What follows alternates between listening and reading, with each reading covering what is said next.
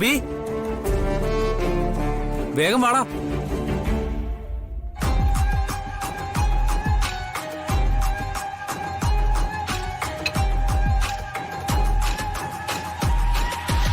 ഋഷി, lunch.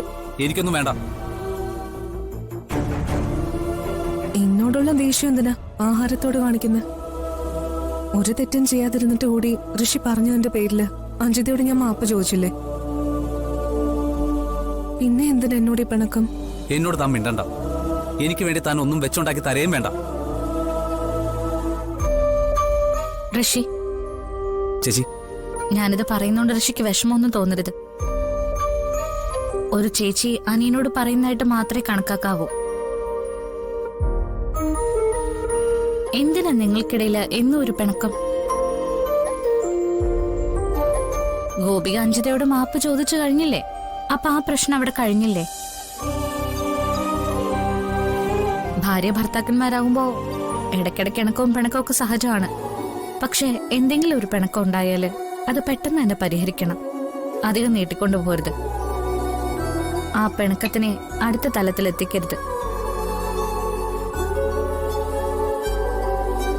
പറഞ്ഞത് മനസ്സിലായല്ലോ?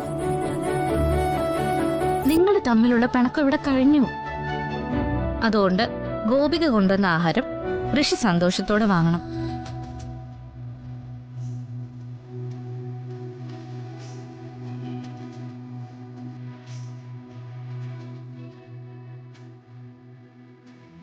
ആ, മുഖത്തോട് മുഖം നോക്കി നിൽക്കാതെ ഈ ലഞ്ച് ബോക്സ് അങ്ങ് വാങ്ങിക്കേ. വാങ്ങിക്ക ഋഷി. ചേച്ചി പറഞ്ഞോണ്ട് ഞാനിത് വാങ്ങാം. ഓഹോ,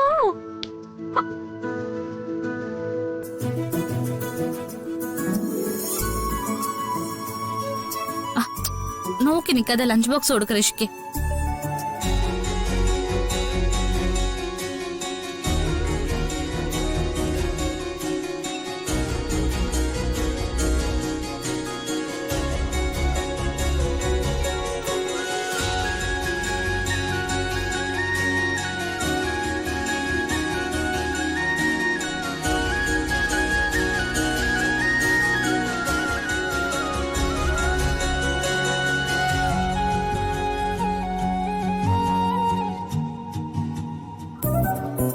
പിന്നെ ചേച്ചി പറഞ്ഞതുകൊണ്ടാ ഇദ്ദേഹം ലഞ്ച് ബോക്സ് വാങ്ങിയത്.